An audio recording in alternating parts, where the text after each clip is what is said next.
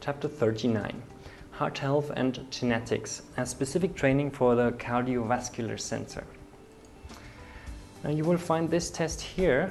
It's called the cardiovascular sensor, and it's for cholesterol problems, elevated triglycerides, homocysteine, which is something similar to cholesterol.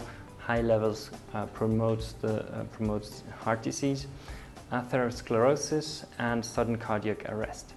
And this test has three beneficial functions. One is it helps you prevent the disease if you have an increased risk.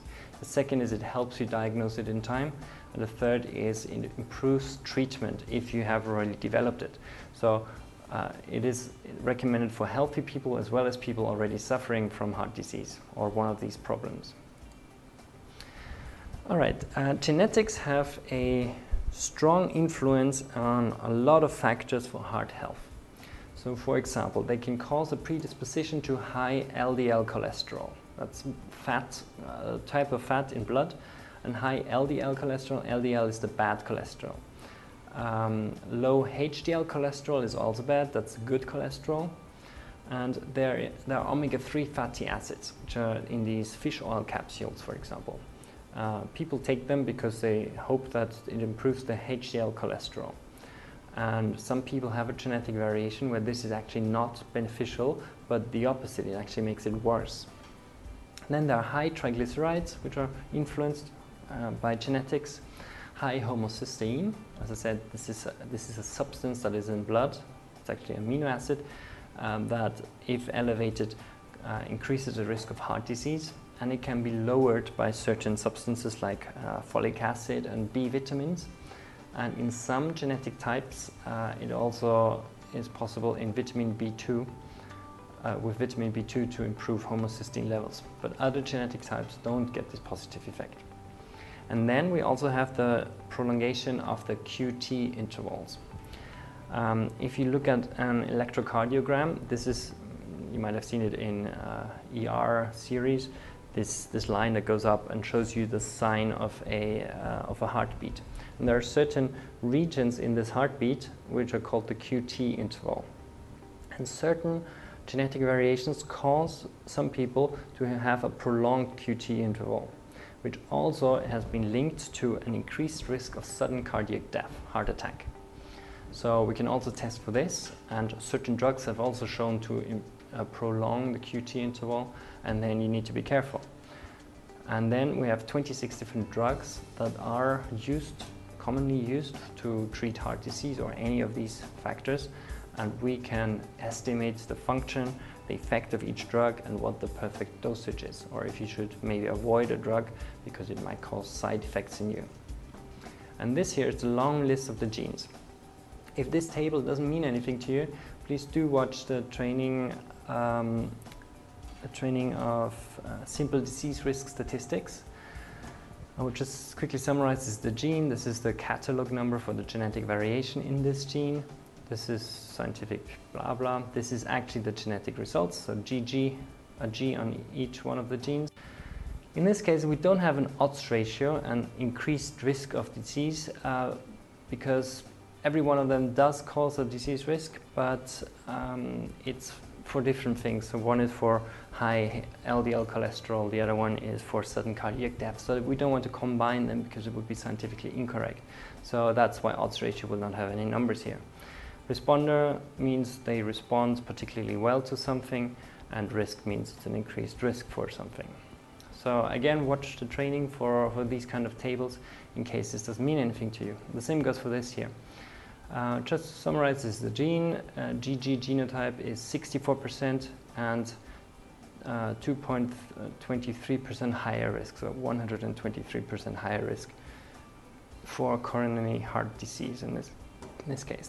Another gene, 30% of no risk, 50% of a 1.47 risk, and so on, and here's the science behind it. And this is a cutout from the report, so you can really look at every one of these genes in detail. The X shows what the actual result of this one person is, and it will help you look into the information. This is actually an interesting one. 96% have this genotype with no increased risk. However, 3% have an increased risk of coronary heart disease, a predisposition to low HDL cholesterol, that would be the good cholesterol, and a predisposition to elevated triglyceride levels. So really this genetic variation has a number of different effects. And yeah, that's how it goes on. 10% have an increased risk, 18% have no increased risk of disease, 76% have no increased risk, 1% have an increased risk for coronary heart disease, and so on. And here's a predisposition to elevated homocysteine levels, which is, as I said, one of these substances that are not good for heart health. And here's the interesting one with aspirin. If you have the TT genotype, 74% of the population, aspirin will protect against thrombosis. And in 24% the TC, aspirin provides no protection against thrombosis. So 26% of the population will not benefit from the thrombosis effect of aspirin. And this needs to be considered because there are some drugs, blood thinners, that entirely work on the action of aspirin. Here's the predisposition to good or bad HDL cholesterol levels and so on. And this here again is a cutout from the report. I'm going back a step. This here is very scientific. I wouldn't really explain it to customers. This is just a scientific blah blah, so scientists can check up of what we claim. This is what I would show to the customer or to the patient. For one thing, you see your general risk of coronary heart disease and so on. So this is the average risk, the risk that the general population has. This is a much higher risk, so this is the highest possible genetic risk. And it might also be here in the green area with a protection, meaning you have a lower risk than that of the general population. And this person has the arrow here, so it's an increased risk compared to everybody else. So prevention, early detection, and all of these preventive measures are very, very important for this person, much more than the general population. Okay, then the LDL cholesterol levels are likely to be increased. In this case, LDL is the bad cholesterol, and due to genetics, this person has a tendency to have higher LDL cholesterol. HDL cholesterol should be high, that's a good cholesterol, is in the middle, so they have some tendency to have slightly lower HDL cholesterol levels. Homocysteine are likely to be quite normal. Vitamin B2 will not help to reduce homocysteine levels. Omega-3, that's actually an important one. The omega-3 fatty acids, the fish oil capsules, will make the HDL cholesterol worse, not better. This is actually the same result that I personally have. So I would not recommend fish oil capsules to help them reduce or improve their HDL cholesterol, because it's bad for these people. Triglyceride levels are likely to be slightly increased, which is not so good, but not as bad as it could be. The effect of aspirin, there's no protection from thrombosis by aspirin, and the risk of sudden cardiac death, heart attack, is normal due to the genes that would prolong the QT intervals. So this is the information that we can gather from these 22 genetic variations. The next step, of course, is to help prevent these diseases or these problems to occur. And as I said, this test has a number of functions. For one, prevention of any of these problems to occur, early detection if they do occur, so we can really get treatment in time, and finally better treatment in case they have occurred. And let's look at each of these in turn. So for prevention, especially for people with high risk, it's important for them to improve their lifestyle. And that is, for one, regular exercise. This improves a number of blood parameters, including the cholesterols.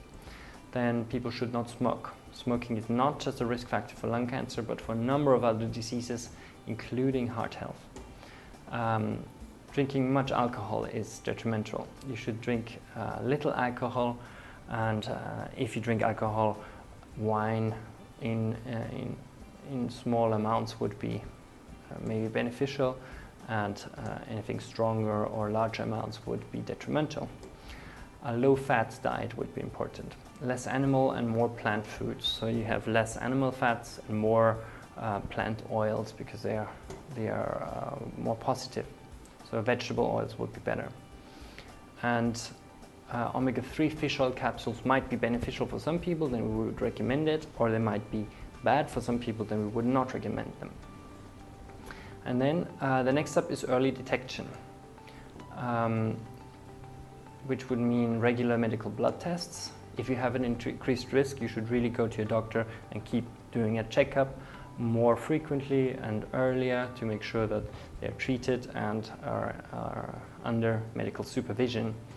Then you should, in case it is necessary, because your QT interval might be too long, to do regular QT interval tests and also measure the electrolyte levels when performing extreme sports.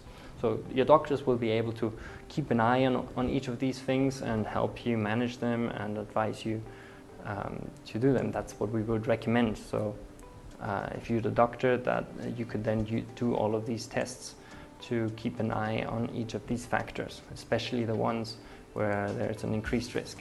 So we've got prevention and early detection. And the final thing is breakdown or better treatment. There is the training, in case you haven't seen it yet, of the pharmacosensor of how drugs are metabolized by the body, how some of them cause side effects, some of them might not have an effect at all. So I would really recommend you to watch that training as well. From there we know that certain drugs go through certain enzyme systems to be broken down. And if one of these enzyme systems has a genetic variation, a certain drug might not be broken down. If you then take it every day, then you might end up with the drug building up and causing severe side effects.